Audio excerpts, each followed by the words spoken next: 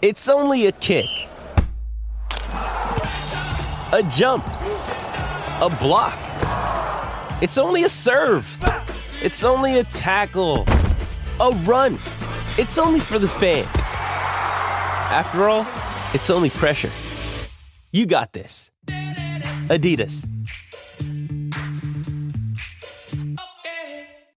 With threats to our nation waiting around every corner, adaptability is more important than ever. When conditions change without notice, quick strategic thinking is crucial. And with obstacles consistently impending, determination is essential in overcoming them. It's this willingness, decisiveness, and resilience that sets Marines apart. With our fighting spirit, we don't just fight battles, we win them. Marines are the constant our nation counts on to fight the unknown. And through adaptable problem solving, we do just that. Learn more at Marines.com. Welcome to the College Football Playoff Show Q&A, where Doug Lesmerises and Shahan Jeharaja answer questions about the playoff and its contenders from subscribers. This is where you guys ask questions and Shahan and I ask them of each other. If you want to be part of this, you drive this pod. $1 a month, try a text subscription. You send a text to this number, 817-442-6789. You get a little thing back. Hey, here's how to sign up. You get a 14-day free trial to see what you think, ask a couple questions, get a couple tidbits in your phone, participate in the survey when we ask, should a team be part of our playoff discussion or not? And you're in it. And we have 8 questions from those people today, Shahan. And they're just going to get more interesting as we start to get into camps and job battles and how are people looking. You know, this is only going to get better. I mean, honestly, we're talking about the playoff in July when nothing is happening. We do have media days starting up, so that's going to start driving it. So we're right at the start of this. It's starting to get rolling, but we're only going to get more tech subscribers. We're only going to get more information. There's going to be more stuff happening in college football, and these questions are going to get more and more interesting. But we have a good round of 8, Shahan. So let's start with that. What is question number 1 that you have for me? All right, this one is from Matt. Hey, Doug, after their playoff drubbing last year and that big SI article on Clemson sign stealing, would it be safe to assume that some teams will now be ready to take away that huge Brent Venables defensive edge? Could that have been a reason that Clemson has punched above the recruiting weight the last several years, and now that everyone is onto them, might this spell a downturn for them? You know, it's really interesting, right? That was a really interesting story. Having covered Ohio State sort of leading into that, the Ohio State coaches were sort of saying some stuff, kind of dancing around that. I would not go too far with that, though. That was Justin Fields. That was Chris Olave. That was Garrett Wilson. That was Trey Sermon. There were a lot of things happening. That was a pretty darn good Ohio State offense last year. And I don't know that it was up to the talent level. I was certainly on the defensive line for Clemson last year. It wasn't that it had been a couple years before, right? I mean, I wouldn't give up on Brent Venables yet. So, you know, sign stealing, what is adjusting? What is people figuring like, I think there's a lot of gray area in there, Shahan. Do you sort of agree with that? I mean, this is not, I don't think this is like, well, that's it. Brent Venables has been figured out and Clemson's going to give up 50 a game, right? We're not there.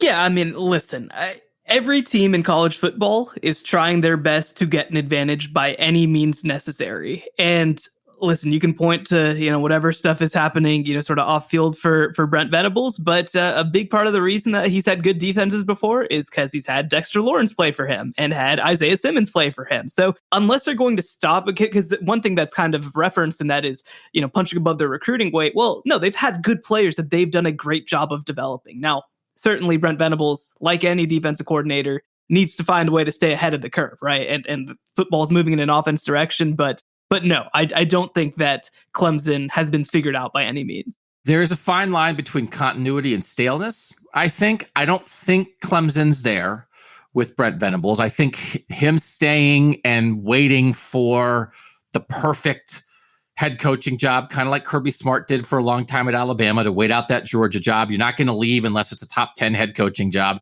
Nick Saban at Alabama does it one way. They just rotate coordinators in and out. Clemson's done it the other way on both sides of the ball. Tony Elliott's been really valuable to them for a long time. Brent on the offensive side, Brent Venables is really valuable to them on the defensive side.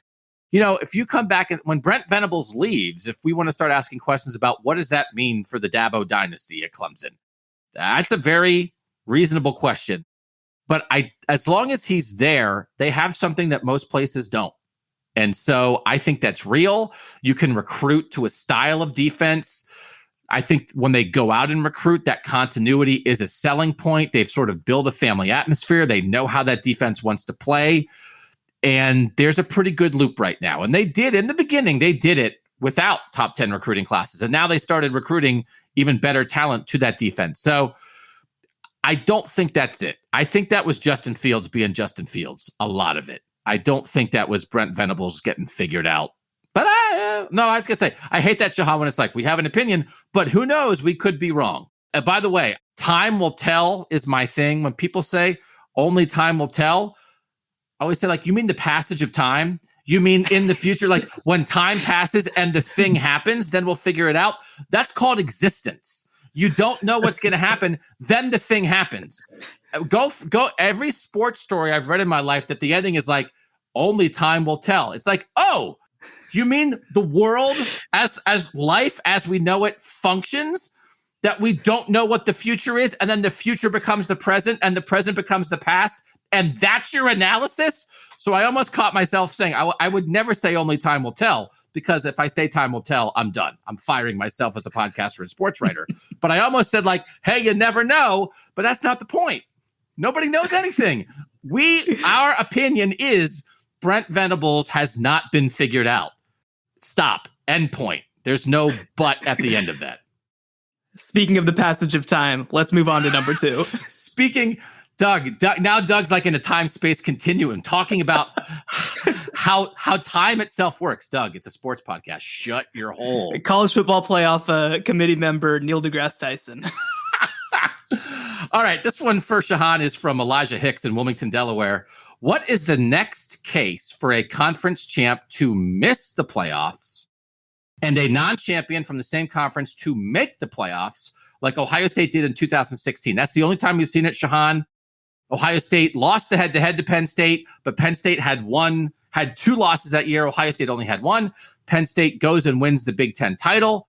Ohio State doesn't even go to the Big Ten title game. Ohio State gets in the playoff as a 3 seed. Penn State is the 5 seed, does not make it, goes to the Rose Bowl and loses to Sam Darnold. When's the next time that it could happen or even has a chance of happening?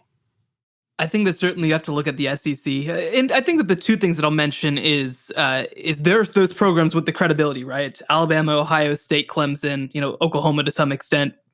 It's going to probably have to be one of those teams if this is ever going to happen again. Certainly, I think that you think that that Alabama has an inside shot if they go 11-1, no matter what else happens. But I think Ohio State also certainly has a very good case of that because, like you mentioned, they have some teams that maybe could beat them and still not make the college football playoff. But certainly I think that Alabama or Ohio State are maybe the only teams that you would feel confident can do that. The thing that I'm trying to think about this, Shahan, and I don't know that we have had in the playoff era like the giant earth-shaking title game upset that sort of flips the playoff on its head. That 2016 example is you win the regular season matchup, Penn State, you knock the team out, they're sitting home, but they still make it. That was a mistake. I mean, the one thing is I think the committee made a mistake that year. I said it at the time. I know that Penn State had 2 losses and Ohio State only had 1, but Penn State had won the head-to-head. They won the conference championship. I thought that mattered. And I thought that overcame the fact that Ohio State had 1 fewer loss. I think they made a mistake, and I think they may have learned from it. And then, by the way, Ohio State goes and gets blown off the field by Clemson and loses 31-0. And Penn State plays a really competitive Rose Bowl, and I think you would look at that and say, I think Penn State was the better team. They won the head-to-head, and they were the better team. I think this is right. I think I covered the very first Big 12 title game. I did. At the Trans World Dome in St. Louis for the 1996 season. Nebraska was the number 3 team in the country and lost to Texas that year, unranked Texas, 37-27. And it was like a huge upset.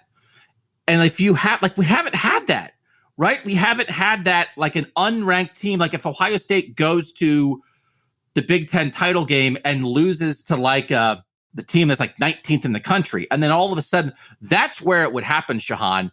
But I'm almost surprised in the first 7 years we haven't had that. Yeah. And listen, if the passage of time continues, maybe that'll happen again. Is that your thing now when you want me to shut up? It's like, just drop the passage of time. That means keep your answers shorter, Doug. You're eating into my future. All right. I get it. Question number 3. All right. This one is for Doug. What is the path for Oregon, USC, or anyone else in the Pac-12 to get to the playoff? Any scenario where Oregon and USC both make the playoff? That's from Chris in Austin. Shout out to the Texans. I don't think they both can make it, right? I mean, again, we're talking about the idea that the Pac-12's only made it twice in 7 years. The first time Oregon was a really good team, lost to Ohio State the national title game. And then the second time Washington was just probably not really at a playoff level. They were fine. So I don't know. I think somebody's going to have to win a non-conference game. I'm not saying Oregon has to beat Ohio State, but I think Washington might have to beat Michigan. Again, Michigan's not that great. Michigan might be 7-5. But somebody's got to do something because, as we've talked about, and I think we're going to talk about a lot on this podcast, Shahan, you absorb stuff from people. So somebody in the Pac-12 has to do something so somebody else can absorb it. Either you get a win that makes people notice, or you get a win that makes people notice, and then somebody beats you and they absorb that from you. So USC also has the chance against Notre Dame. If Oregon, Washington, and USC all lose a non-conference game, I think the Pac-12's out. Because it's going to be like, all right, well, great, you're a champ. But like, what does that mean? You guys can't beat anybody. So I do think those 3 games, somebody's got to win something so that somebody can prove something and then somebody can maybe absorb it, right? I think that's one of those 3 games is a must win. Right. I mentioned this a little on the free show, right? The thing that the Pac-12 does not have is the teams with implicit credibility, right? And so if you are an SEC team and you want to make the playoff, the path is in front of you. If you're in the ACC and you go 11-1 and beat Clemson, you're going to have a shot. There's not the equivalent of that in the Pac-12. And so, listen, if you go undefeated and you're an undefeated Power 5 conference champion, you're going to make the college football playoff. I don't see a scenario short of 5 undefeated conference champions that does not happen. But if you have a loss, yeah, I think you're right. You know, Oregon doesn't necessarily have to beat USC or beat Ohio State rather, but I think that they have to be really, really close, and Ohio State has to be as good as we think that they are. You know, if you're USC, you have to win that game on the road at Notre Dame, and obviously you need to finish with 1 or fewer losses to really even have any shots. They have to build up that credibility one way or another, and they don't have it right now. Next question from John Farrell. It's not really a question. We're going to make it a question. I can't believe USC isn't in the playoff more often. It's a recruiter's dream for a good coach. It's a winning tradition. And so it's kind of like why aren't they? I do think it's interesting. I said something about like Texas's tradition and they're a great program and they've always been, and you like kind of slid in a little thing that was like, oh, great. I'll go tell Texas that they're an all-time great program. They've only been that good for like an 8-year stretch. I think we're going to have good Texas discussions on this podcast. But Shahan, this is a USC question for you. Does that apply to USC or to you? Is USC a blue blood and should be a blue blood and should be in the playoff picture every year? They're certainly a blue blood. I mean, being a blue blood is about so much more than just winning on the field. I mean, it's about all of the factors. The thing that I'll say, right, is, you know, we mentioned I'm 27 years old, right? I remember Matt Leinart. I remember Reggie Bush, and kids who are being recruited in this recruiting class were 1 and 2 years old when USC was winning national titles. So listen, they've got that credibility. They've got that history. They got all that stuff. But I don't think that's implicitly, you know, tradition's great, but if it's not recent tradition, how much does that really matter in terms of recruiting kids today? Now, I think that certainly USC, like with Texas, like with Alabama back in the early 2000s, like with Ohio State, like with whatever else, if they get the right guy to direct that program in the right direction, listen, I don't think that we think that Clay Helton's that guy, but I think he's made some good decisions over the past 2 years or so. If they get that guy who sort of aligns everything, certainly there's always a pathway for USC to be one of those types of teams. But you are fighting against a lot of factors that I think are much bigger picture in college football. I mean, people are leaving the state of California. You know, Arizona is being the recipient of that. Texas being the recipient of that. Idaho is being the recipient of that, right? So you're losing sort of that stranglehold on talent that I think you had at one time. And I think that certainly, I mean, USC is a private school that I think is sort of unique. I mean, Notre Dame has that too, but it's a complication, I think, versus some other schools. So certainly USC, any moment, I think you always have to say they can flip a switch. Something can happen.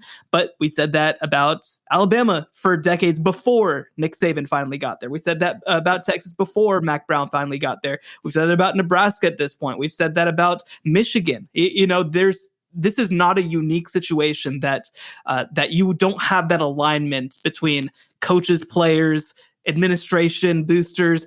That's something that's very difficult to find. All right. Next question. What you got? All right. If Ohio State goes 13-0, will that be enough to get them the number 1 seed for the first time? That's from Alex in Hollidaysburg, Pennsylvania. No. So in the 7-year history of the playoff, the 1 seeds have been Alabama 4 times, Clemson twice, and LSU once. And I think still, so it's not really about Ohio State because it's when you start comparing stuff. So if Ohio State's the only undefeated team and everybody else has 1 loss, would Ohio State be the 1 seed? Maybe, but I don't think it's a guaranteed yes. If it's Ohio State and Oklahoma, and how good is Oklahoma's schedule, and they're the 2 undefeated teams, would Ohio State be the 1 seed?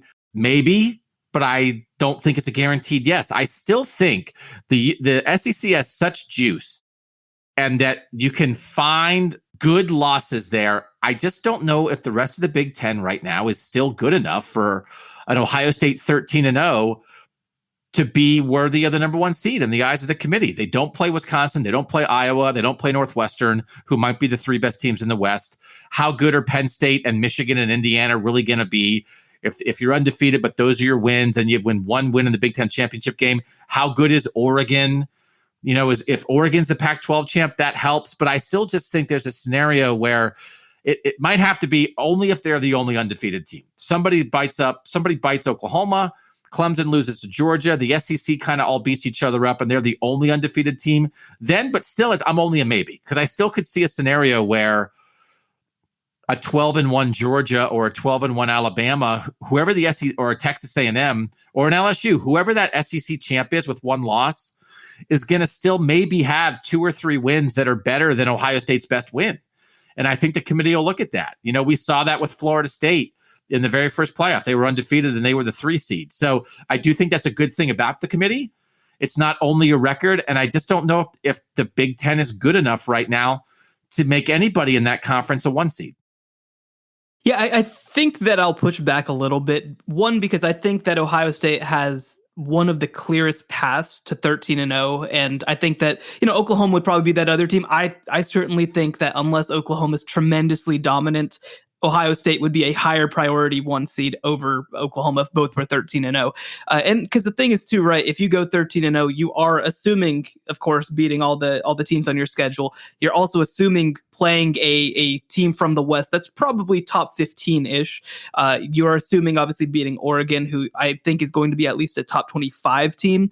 And I think that the one type of 1-loss team that you certainly, like you mentioned, is an SEC team that you do have to keep an eye out for. I don't know if there's that dominant team this year, right? Because Georgia certainly is going to have a chance to go and play Alabama or Texas A&M in the SEC title game, and beating them if they have 1 loss would be certainly more than enough to get them in. But the rest of their schedule is fine. The rest of their schedule is okay.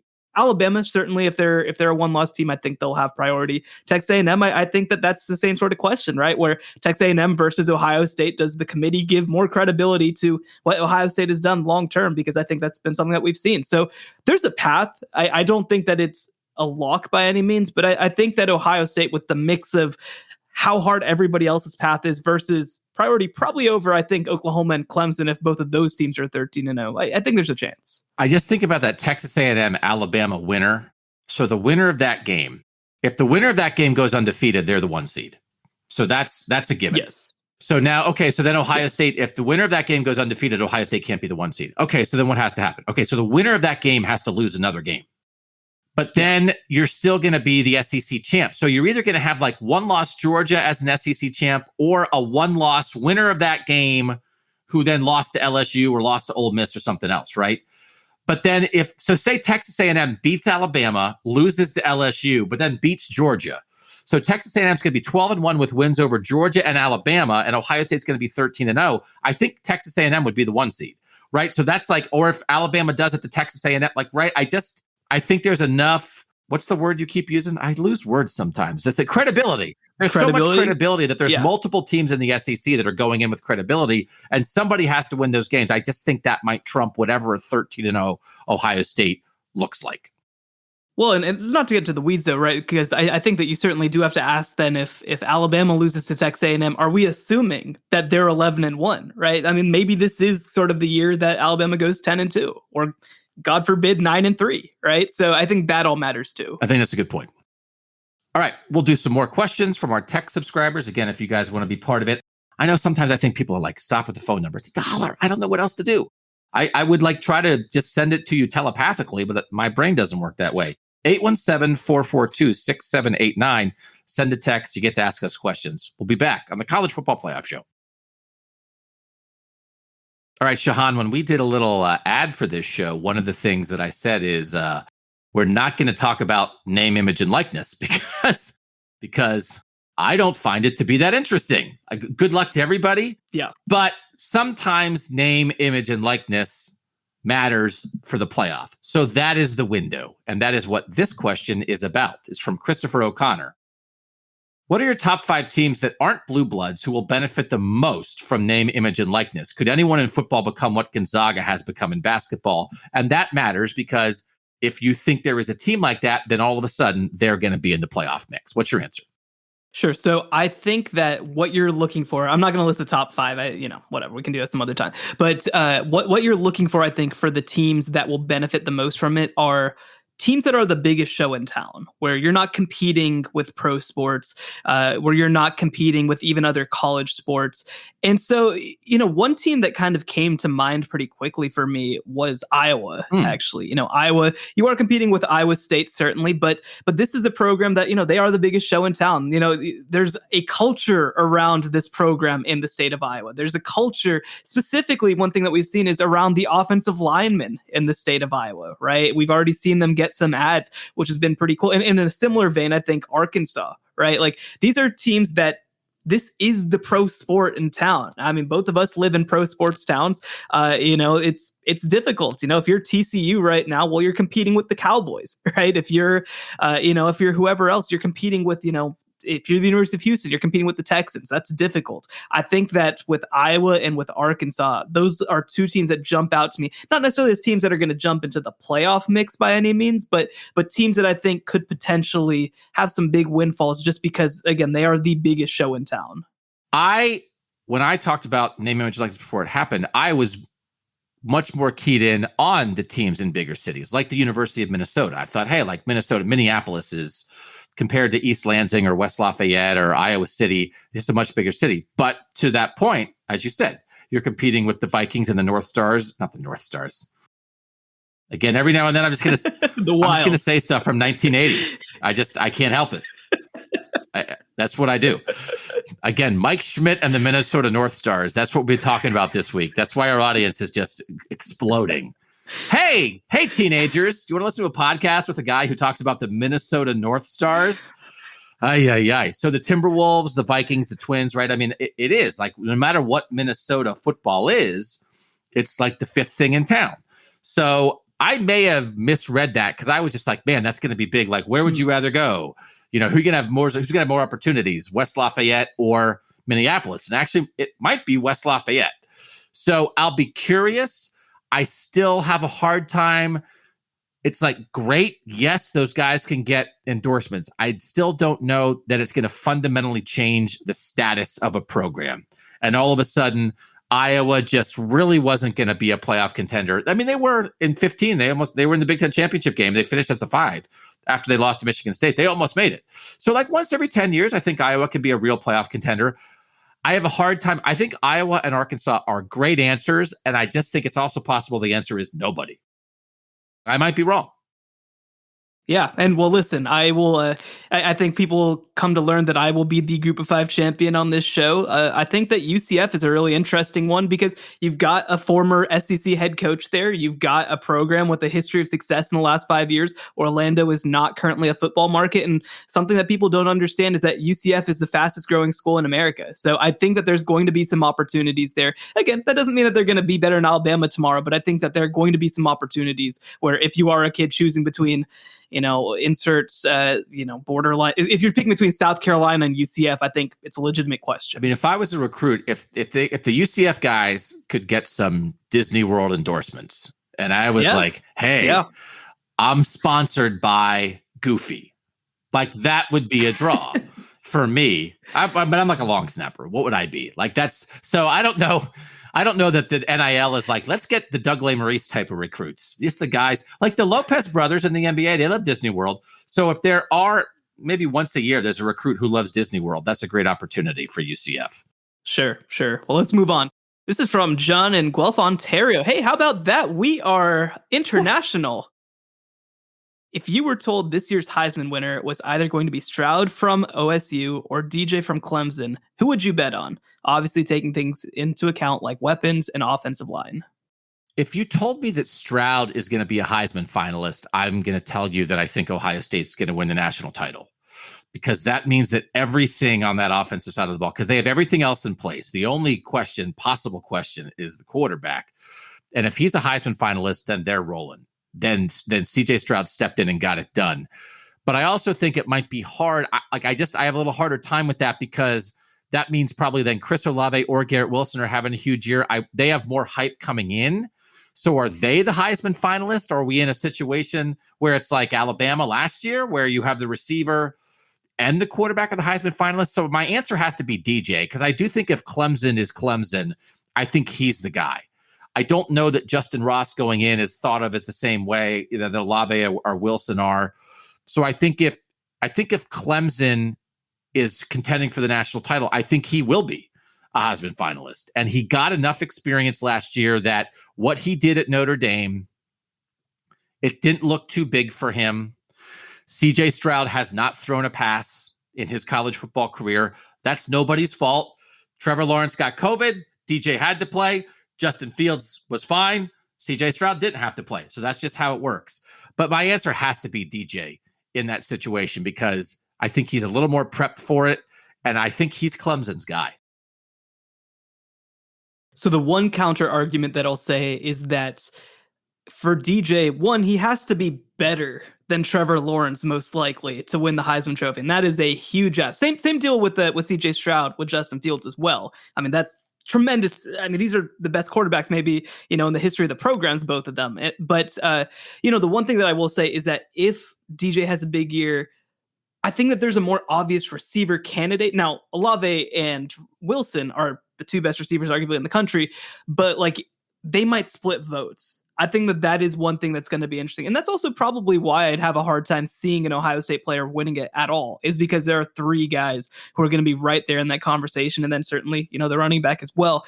Whereas, for Clemson, I think Justin Ross is probably the guy that you focus in on. And then also DJ is probably the guy that you focus in on. So I certainly wouldn't bet on either of these guys to win the Heisman, but if we're answering the question, I think DJ probably has a leg up because there is so much talk and hype around those two receivers already. This was from JD in Ann Arbor, Michigan. For you, Shahan, this podcast is a great idea. Looking forward to more. Good job, guys. Thank you for that.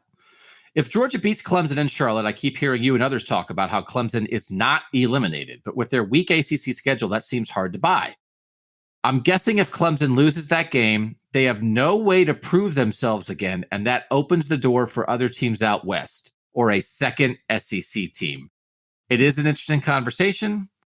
The SEC is the SEC. I think the Big Ten is more respected generally than the ACC right now. The Big 12 is a little bit of a wild card, but Oklahoma's not playing a game like Clemson is. So, Shahan, I do think this is something. The good thing is we're going to play this game, and we're going to find out either way. But there's going to be a loser to Clemson, Georgia, and we're going to be talking about that loser in this kind of context a lot. What do you think of what JD is suggesting here, that it really might be hard for Clemson if they lose?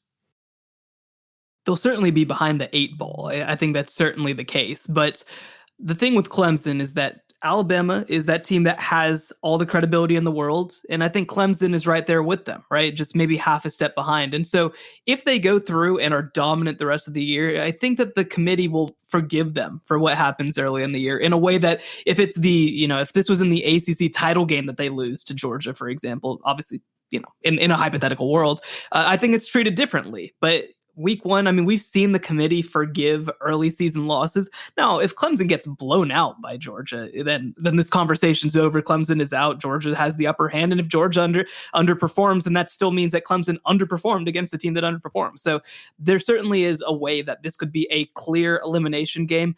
I think that I'm relatively comfortable saying, though, that with 12 straight games, if you're able to win all of those, not really have any of them be in doubt. And especially, I think that ACC title game against, North Carolina or Miami, it's going to be really important because that is probably your only prove it game. But Clemson's had these opportunities before. Clemson hasn't had a strong schedule in a little while, and they've had credibility. So I think that the committee will still give them a fair shot, even if they do lose that game, but it will definitely be hard. I do think it could be a scenario sort of like 2014 Ohio State, where like Ohio State had that week 2 loss, and then all year they were digging out of the hole. And then they took a 59-0 win in the Big Ten championship game to get them over the top. I do think it could be where we are on this show, if especially if it's Clemson, if that's the loser, we will be talking about it constantly because they will be digging. And we will be like, oh, they won. Oh, but they only beat Pitt 28-17. Oh, I don't know. They really needed to win that game by more. Like, I think we're going to be doing some of that stuff. And as you said, if they lose to Georgia and Georgia's good, then Georgia's a problem for them. If they lose to Georgia and Georgia's not good, then like Texas A&M and the Pac-12 champ and or that becomes a problem for them because it's like, oh, well, you lost to Georgia. Georgia went 8-4. Like what, that it really is. It could hurt them both ways. I think Clemson will lose, and I do think it very much could be a problem, and they might end up rooting for either De'Aaron King or Sam Howell to be awesome and hoping that foe in the ACC championship game is a top 10 team, and they blow them off the field because they might be in a spot where they feel like they need that to get in because it'll be really their only chance to prove themselves because the rest of the regular season ACC schedule is not going to do it. All right, let's close with this. This is from Steve in Atlanta. We're obviously here on the College Football Playoff Show. So, your legal department didn't have a problem clearing the name of your podcast? So, I live in the world of asking more for forgiveness than asking for permission. So, I would say this. Here's the thing.